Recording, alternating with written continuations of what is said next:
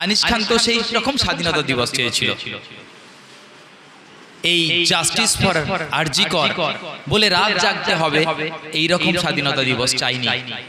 আপনারা জানেন আমাদের আইএসএফ প্রতিষ্ঠা হয়েছিল, তার পরের বছর আনিস খান এবং হাবিব এবং কয়েকজন তারা প্রথম এই এলাকায় আইএসএফ এর ঝান্ডা তুলেছিল। এই আমার আসার পথে বাদিকে পার্টির অফিসের সামনে আমি স্মরণ করলাম যে আজকে আপনারা আইএসএফ এর যেটা মেম্বার আছেন, অনেকের ভালোবাসার মানুষ আছেন, যার হাত ধরে এই এলাকায় আমি বিশেষ করে সাংগঠনিকভাবে পরিচিতি লাভ করেছি, সেই আনিস খান আমাদের, আমি তো নিজের ভাইয়ের মতো মনে করি। আমি আজকের সভায় যে বিষয়টা আছে স্বাধীনতা দিবস, কিন্তু আনিস খানকে আমরা ভুলতে পারবো না। আনিস খান তো সেই রকম স্বাধীনতা দিবস চেয়েছিল, এই জাস্টিস ফর আরজি কর বলে রাত জাগতে হবে, এই রকম স্বাধীনতা দিবস চাইনি। আনিস খান সত্যি আমাদের হৃদয়ে আছে। সেদিনও আনিস খানকে পুলিশ আর সিভিকরা মিলে মেরে ছাদ থেকে ফেলে দিয়েছিল, আর আরজি করেও সিভিক পুলিশ মৌমিতা দেবনাথকে ধর্ষণ করে খুন করে শেষ করলো। এটা খুব মনে আছে, সারা রাজ্য জুড়ে আন্দোলন হয়েছে আনিস খানের জন্য, সারা রাজ্য নেমেছে।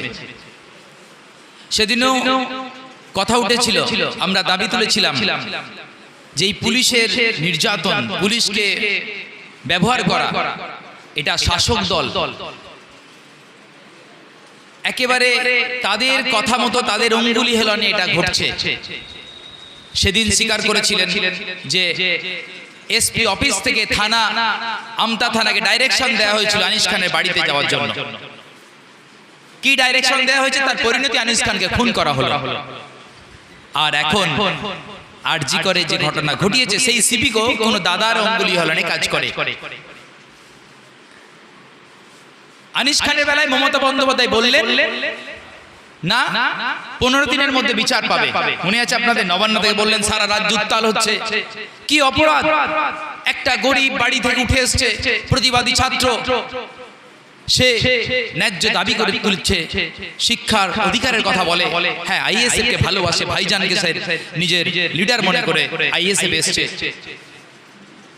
তাকে সেদিন যখন হত্যা করা হয়েছিল, দিদিমণি আন্দোলনের চাপে বললেন 15 দিনের মধ্যে বিচার হবে।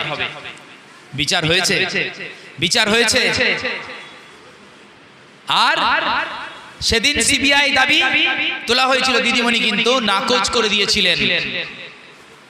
উল্টে কেসটাকে পুরো মিথ্যাভাবে সাজিয়ে কিভাবে একেবারে কেসের সেই কি বলবো, কোনো অপরাধী যাতে শাস্তি না পায় বা বিচার প্রক্রিয়া অনেক দিন ধরে চলে, সেই কাজ করে গিয়েছিল। তাই আজও বিচার হয়নি। দিদিমণি আরজি কর নিয়ে বললেন না, আমার আপত্তি নেই, সিবিআই তদন্ত হতে পারে। সিবিআই তদন্ত যদি হবে 10 দিন পরে হবে কেন? যেখানে মার্ডার করা হলো সেই সব খুনি ধর্ষকদের সেখানে সাক্ষী ছিল, সাক্ষী সাবুত থাকতো, সেই সব সাক্ষী সাবুত যাতে না পাওয়া যায়, সিবিআই কে দেয়া হলো 10 দিন পরে। তার মানে সব প্রমাণ লোপাট করে দাও। দিদিমণির উদ্দেশ্য বুঝতে পারছেন? আজকে এই বাইনান অঞ্চলে আপনারাও আনিস খানের জন্য আমরা তার পরিবারের প্রতি সমবেদনা জানাই। আনিস খান যে জন্য পথে নেমেছিল, আজকে এটা জেনে রাখুন, ওই মৌমিতা দেবনাথ যে ডাক্তারটাকে ধর্ষণ করে খুন করা হয়েছে, তার একটা বড় কারণ কি জানেন? এই নির্মল মাঝিরা স্বাস্থ্য বিভাগে লক্ষ লক্ষ কোটি টাকা দুর্নীতি করে। আপনারা জানেন তো, আগের বক্তা বলেছে, আমি আর দীর্ঘায়িত করব না, যে আপনার মা অসুস্থ হয়ে গেছে, বৃদ্ধ দাদা, আপনার বাবা অসুস্থ, আপনি তাকে নিয়ে হসপিটালে গেছেন, এখানে বললো বাগনান হসপিটালে হবে না, বাগনানে চিকিৎসা হবে না, উলুবেড়িয়া হবে না, কলকাতায় যেতে হবে। আপনি নিয়ে গেলেন একটা হয়তো অসুস্থ স্ট্রোক পেশেন্ট বা প্যারালাইজড হয়ে গেছে, কোনোভাবে হার্ট স্ট্রোক হয়েছে, আপনি কোথাও চিকিৎসা করতে পারছেন না, পিজিতে গেলেন বা এনআরএসে আরজি করে সেখানে গেলে বলবে বেড নেই। দেখবে হ্যাঁ দরকার আছে চিকিৎসা, কিন্তু বেড পাওয়া যাবে না। কিন্তু দেখবেন ওই রকম সিভিকদের মতো, ওই সঞ্জয়দের মতো ধর্ষক, খুনি, গুন্ডা, শাসক দলের পুলিশের দালাল, তারা ঘোরাঘুরি করছে। তারা আপনাকে বলবে দাদা ম্যানেজ হয়ে যাবে, বেডের ম্যানেজ হয়ে যাবে, আপনার কিছু খরচ লাগবে, কোটা আছে, 10,000 লাগবে, 20,000 লাগবে। আপনি দেখছেন গরিব মানুষ, অসহায় অবস্থা, আপনাকে দালালি করে সিট বুকিং করতে। অনেকে এটা জানে দালাল চক্রগুলো কে রাজ টিকিয়ে রেখেছে। দিদিমণি স্বাস্থ্যের উন্নতি করেছেন, অনেক বড় বড় বিল্ডিং হচ্ছে, নীল সাদা রং হচ্ছে, যেখানে হসপিটাল, মেডিকেল কলেজ, যেখানে মানুষের জীবন বাঁচানো হয়, আজকে সেই জীবন বাঁচানোর জায়গায় জীবন খুন হয়ে যাচ্ছে, চলে যাচ্ছে। ভাবতে অবাক লাগবে না? আপনার বাড়ির মা বোন আছে, বিভিন্ন প্রয়োজনে যেতে হয়, আপনি আগে নিজের বুকে হাতে বলুন তো, বুকে হাত দিয়ে বলুন যে যদি একটা ডাক্তার, হসপিটালের ডাক্তার, সে যদি নিরাপদ না হয়, তার রোগীরা কি নিরাপদ হবে? মহিলা রোগীরা নিরাপদ হবে? বা কোনো অন্য নার্সরা নিরাপদ হবে? কোন জায়গায় যাচ্ছে? আমরা আজকে স্বাধীনতার দিনে আমরা এইরকম স্বাধীনতা চাইনি। আমাদের দেশের নায়ক হয়ে বসে আছে, রাজা হয়ে বসে আছে, তিনি একরকম এমন ভাবে দেশ শাসন করছে, মণিপুর জ্বলছে, তার কোনো খেয়াল নেই। তিনি বহল তবিতে আছেন, তিনি মন্দির মসজিদের ধর্মের নামে রাজনীতি করছেন। আমরা বলতে চাই, আজকে মৌমিতা দেবনাথের ধর্ম দেখছেন, আনিস খানের ধর্ম দেখছেন, যে কুকি মেতি জাতিদের মেয়েদেরকে উলঙ্গ করে ঘোরানো হয়েছে সারা বিশ্বে, সোশ্যাল মিডিয়ায় দেখানো হয়েছে, যাদেরকে পুড়িয়ে হত্যা করা হচ্ছে। হাজার হাজার মানুষ চলে যান মণিপুরে, সেখানে তারা আশ্রয় শিবিরে আছে, শরণার্থী শিবিরে আছে। ৭৮ বছর পরে কি আমরা এই স্বাধীন দেশ চেয়েছিলাম? সংবিধান আছে, বাবা সাহেব ডক্টর বি.আর. আম্বেদকর এই সংবিধান দিয়ে যাননি। তিনি তো চেয়েছিলেন সমস্ত মানুষ অধিকার পাবে।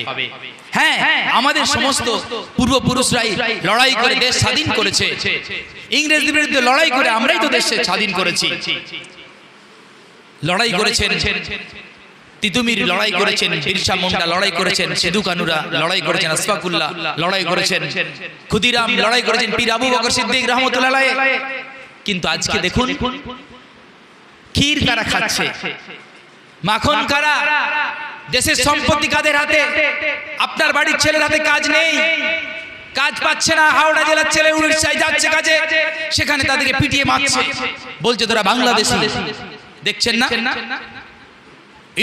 ইউপিতে কাজে যাচ্ছে, দিল্লিতে কাজে যাচ্ছে, বাংলাদেশি বলে পিটিয়ে পিটিয়ে মারছে, মব লিঞ্চিং হচ্ছে। রাজ্যে কাজ নেই। একাধারে আপনি দেখুন চাকরি নেই, বঞ্চিত চাকরি প্রার্থীদের আন্দোলন করেন আমাদের মহিউদ্দিন ভাই, মাহি ভাই 10 বছর আন্দোলন করছেন কলকাতার রাজপথে।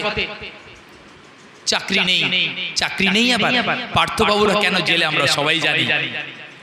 আপনার কাছে নেই, আপনার কাজ হাতে কাজ নেই, চাকরি নেই, শিক্ষা স্বাস্থ্য পরিষেবা নেই, আর একদিকে আম্বানিদের টাকা উপচে পড়ছে, আদানিদের টাকা উপচে পড়ছে। সরকার তাদেরকে দেশের সম্পত্তি তুলে দিচ্ছে তাদের হাতে, কেউ কম যাচ্ছে না।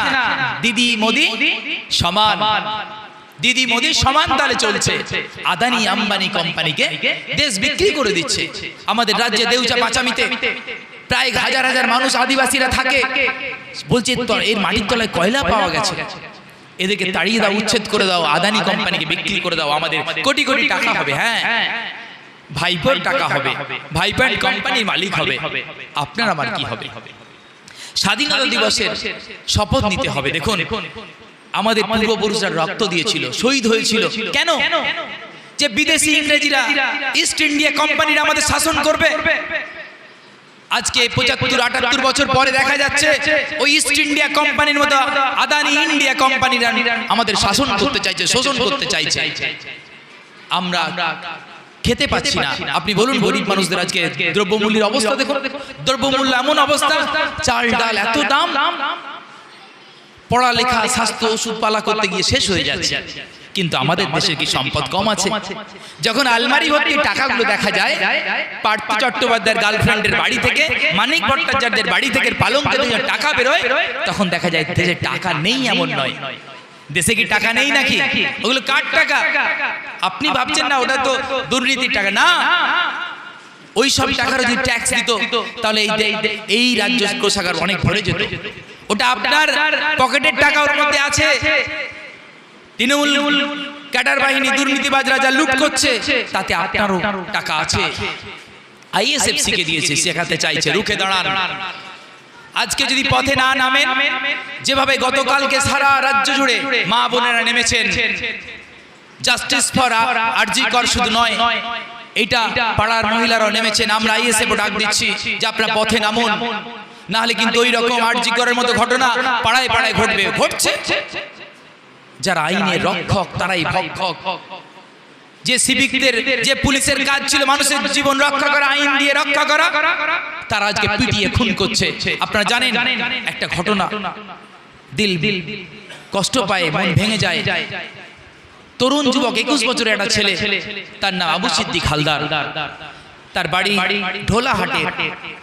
সেখানে সে চুরির অপবাদে, তার কাকার চুরি হয়েছে, তাকে মিথ্যাভাবে তুলে নিয়ে গিয়ে এত মার মেরেছে, সে ছেলেটা মারা গেছে। পিটিয়ে খুন করেছে পুলিশ। ভাবা যায়, উল্টে তার কাছ থেকে 1,75,000 টাকা ঘুষ নিয়েছে যে তোকে তবে জামিন দেবো, নাহলে আরো আবার পেটাবো। লাস্টে সে তার কিডনি ড্যামেজ, ভিতরে সমস্ত অঙ্গ প্রত্যঙ্গ নষ্ট হয়ে গেছে, মারা গেছে। সেই বিচার আমরা পাচ্ছি না। পথে নেমেছি আমরা। এগুলো বিচ্ছিন্ন বলবেন না। আনিস খান একটা আলাদা ঘটনা, এই আরজি করে একটা আলাদা ঘটনা, এদিকে আবু সিদ্দিক আলাদা একটা ঘটনা। না, আপনাকে জেনে রাখতে হবে, এরপর হয়তো আপনার পালা হতে পারে, আবু সিদ্দিকের পর হয়তো আপনার পালা হতে পারে। আপনাকে এগিয়ে আসতে হবে। এই দেশটা সত্যি সম্পদে ভরপুর হচ্ছে না, অসুবিধা হচ্ছে এক শ্রেণীর মানুষের হাতে। শুধু এক শ্রেণীর মানুষ এখন কর্পোরেটের আর নেতাদের ভান্ডার পূরণ হচ্ছে, অসম বন্টন হচ্ছে, সমান ভাগ হয়নি। আমরা কিন্তু চেয়েছিলাম কোন জাত ধর্ম নয়, বাঙালি হিসাবে, দেশের নাগরিক হিসাবে অধিকার চাই। আপনাদের আমাদেরকে এগিয়ে আসতে হবে, আমরা এটা জানি। আগে বলছিলেন, যদিও প্রসঙ্গটা নয়, বলতে হচ্ছে, হাজার হাজার যেভাবে মহিলারা পথে নেমেছে, পাশের দেশ যেভাবে দেখিয়ে দিয়েছে। আরে আমাদের পূর্বপুরুষরাই ওই বড় শক্তিধর ইংরেজদের বিরুদ্ধে লড়াই করে তাদেরকে দেশ ছাড়া করেছিল, আর আপনাদেরকে মস্তক ছাড়া করতে পারবে না, নবান্ন ছাড়া করতে পারবে না, এটা আপনি ভুলে যাবেন না। আমরা তাদের উত্তরসূরি। হ্যাঁ, আপনারা যেটা করছেন, বিজেপি আর তৃণমূল নিজেদের মধ্যে ভাগ করিয়ে দিচ্ছেন। সুন্দরভাবে আপনারা ধর্মীয় মেরুকরণ খেলছেন, এটা বন্ধ করতে হবে। সেদিনও কাজী নজরুল বলেছিলেন যে বলো কে হিন্দু কে মুসলমান, এটা বড় কথা নয়, ডুবিছে সন্তান মোর মার। যে আজকে দেশের নাগরিক সে অত্যাচারিত হচ্ছে, সে খুন হচ্ছে, সে ধর্ষণ হচ্ছে, তার জাতের বিচার করতে যাবেন না। আজকে আমাদেরকে সে ঐক্যবদ্ধভাবে নওশাদ সিদ্দিকী ভাই যা লড়ছেন, আমাদের বিশ্বাস যদি আমরা এক হয়ে লড়তে পারি, যেমন আপনার এখানে বেশ কিছু অঞ্চলে এখানকার সমিতি, জেতা সমিতি মহিদুল ভাই আছেন, অনেক পঞ্চায়েতের সদস্য জিতেছেন, আপনারা জিতিয়েছেন। এখনো যারা জোর করে জিতে আছে, এই নির্মল মাঝি, রাজা সেনদের, আমি এদেরকে ভদ্র মানুষ মনে করি না, কারণ এদের গুন্ডামিতে, এদের দ্বারা আশ্রয় প্রশ্রয়ে, লালনে পালনে পাড়ার গুন্ডারা মস্তানি করে বেড়ায়, পুলিশ এদের হয়ে কাজ করে। আমি মনে করি এবার মানুষ উত্তর দেবে, যোগ্য জবাব দেবে। আমরা এগিয়ে আসুন, ঐক্যবদ্ধ হন। নওশাদ সিদ্দিকী ভাই জান যে লড়াইটা দিচ্ছেন, জানেন আমরা মনে করি তাকে জেল খাটিয়ে কেস দিয়ে রুখে রাখা যাবে না, সেটা নওশাদ সিদ্দিকী প্রমাণ করেছে। আমি সবাইকে ধন্যবাদ দেব যে আজকে একটা সুন্দর উদ্যোগ নিয়েছেন, ছাত্রছাত্রীর হাতে ছাতা তুলে দিচ্ছেন বা কিছু কম্বল তুলে দিচ্ছেন, আপনারা আপনাদের সাধ্যমতো চেষ্টা করেছেন। রাষ্ট্রের এমন অবস্থা, তারা এই ত্রিপল পেলে মানে লজ্জা লাগে।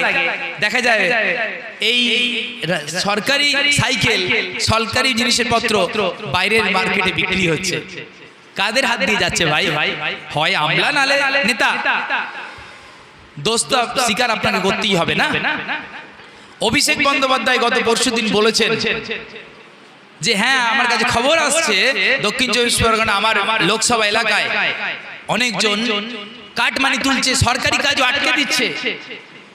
আপনারা জানান, যারা গুন্ডামি করছে, মস্তানি করছে, তোলাবাজি করছে, আমার একটা হোয়াটসঅ্যাপ নাম্বার দিচ্ছি, আপনারা জানান, আমি তাদের বিরুদ্ধে ব্যবস্থা নেব, পুলিশকে জানাবো। আমি তো লজ্জায় মরে যাই যে ওই কাটমানির পার্সেন্টেজ তো আপনার কাছে পৌঁছাচ্ছে, সবাই জানে ওই কালীঘাটে পার্সেন্টেজ যায়। ওই পুলিশ যাকে দিয়ে আপনারা বিরোধী দলকে দমন পীড়ন করান, ওই পুলিশ যারা ভাঙড়ে আমাদের ছেলেদেরকে খুন করে, হত্যা করে, মারে, জেলে দেয়, আপনি বলছেন তাদের বিরুদ্ধে ব্যবস্থা নেবেন? তাহলে তো আপনার দিদিমণি পিসিমণির বিরুদ্ধে আগে ব্যবস্থাটা নিতে হবে। উনি আবার এনকাউন্টার কথা বলেন। আমি বিতর্কিত কথা বলবো না। সংবিধান আমাদের শেখায় গণতান্ত্রিক প্রক্রিয়া আমরা এগোবো। আইএসএফ এটা শেখায় যে আপনাকে আইন হাতে তুলে নিতে হবে। আপনার হাতে অস্ত্র আছে, সেটা ব্যালটের অস্ত্র আছে, আর পথে নামুন, একসাথে নামুন। আমি আহ্বান করে যাব বাইনান অঞ্চলকে যে আপনারাও জাস্টিস ফর আরজি কর নিয়ে আপনার পথে নামুন। এখানে যে কোনো জুলুম নির্যাতনের বিরুদ্ধে পথে নামুন। দেখবেন দেশ সংস্কার হয়ে যাচ্ছে, যেমন এখানে রাজ্য অনেক সংস্কার হয়ে যাবে। আমি প্রত্যাশা নিয়ে আপনাদের সকলকে ধন্যবাদ জ্ঞাপন করে আমার কথা এখানে শেষ করছি। ইন্ডিয়ান সেকুলার ফ্রন্ট জিন্দাবাদ, আইএসএফ জিন্দাবাদ।